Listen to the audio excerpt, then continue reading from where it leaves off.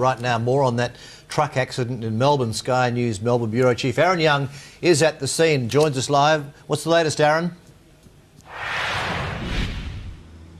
Yeah, good morning again. I'm now on top of the Tulla Freeway. You can see the scene right behind me. This is the truck dangling off the edge as police and firefighters are here now trying to figure out exactly how to get the truck back to safety so that traffic can continue. Now, traffic right through this area has been completely diverted. Inbound, if you're coming on the Tulla Freeway in towards the city, we're being told very much avoid the area, but for those who are already on their way, they're being diverted off Flemington Road.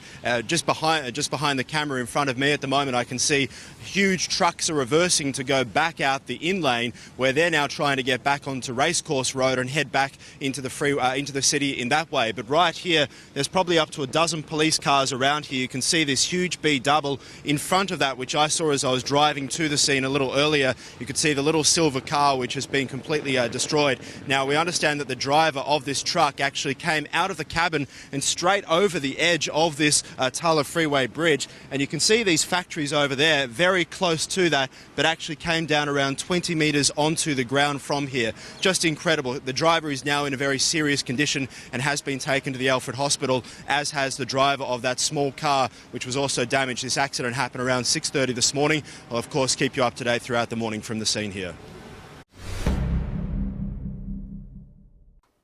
The cabin in one of the trailers of the city-bound tip truck was left hanging precariously off the Bolte bridge.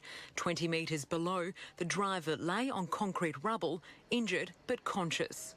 He's saying he couldn't breathe and or having difficulties breathing. Thought his shoulder was broken and he couldn't move couldn't feel his legs. Major collision investigators say the truck slammed into the bridge's barrier after swerving to avoid a car about 6:30 this morning near the Racecourse Road on-ramp. The driver was thrown from the truck's cabin, the vehicle jackknifing and travelling a further 10 metres. It's believed a street light may have broken the driver's fall, a nearby worker going to his aid. Obviously thought he was, a goner, so he was asking for someone to hold his hand, so I just held his hand. And, luck was on his side, I'll give him that. Yeah, definitely very lucky man. Hopefully he pulls through. Aged in his 30s, he was taken to the Royal Melbourne Hospital with serious injuries. The car driver, aged in his 20s, was taken to the Alfred. I mean, it's a pretty intense sort of horrific sort of incident, but it just goes to show that there's been some safety in the design and has worked to some degree. The MFB used its new Cyber Quad drone to assess the damage and work out how to safely move the truck. The force of the collision was so strong, bits of concrete debris were thrown more than 30 metres down the road. I haven't experienced this type of thing in recent history, that we do know when we have a heavy vehicle involved in a collision on the road network, particularly the metropolitan network and particularly at the early morning peak hour, well then there are serious ramifications. As one of the city's main arterials remained closed off, heavy haulage equipment was brought in. Secured from above and below, cranes eventually lifted the truck back onto the bridge. The damage caused to a vacant warehouse below also raised concerns about asbestos, with water doused on the roof to reduce the risk. And Sarah Arbo joins us now from just below where this smash happened. Sarah, what's the condition of the truck driver tonight? Good evening, Stephen. The 39-year-old truck driver from Roxburgh Park is tonight fighting for his life at the Royal Melbourne Hospital. He suffered serious head and lower body injuries. The driver of the car, a 25-year-old man from Spotswood, is at the Alfred in a stable condition with suspected broken bones. What we know from police is that the driver of the car was attempting to merge in front of the truck, which caused the truck to swerve, jackknife, and the driver was flung onto the road below. What we don't know is whether the truck driver was in fact wearing a seatbelt. Now, investigators say they will piece together and reconstruct the incident to try and determine just what happened and to try and prevent such an incident from happening again. They are, of course, appealing to any motorists who were driving past at the time to come forward with what they saw. We've got pictures there of the Bolte Bridge in Melbourne. Nick Etchells is at the scene. Nick, update us what's happened there. Well, the vision you're looking at is shot from the far side of that freeway. I'm actually underneath the freeway, just near the very base of beneath this truck. So the truck appears to have hit the barrier in one spot where there is a chunk of the retaining barrier missing.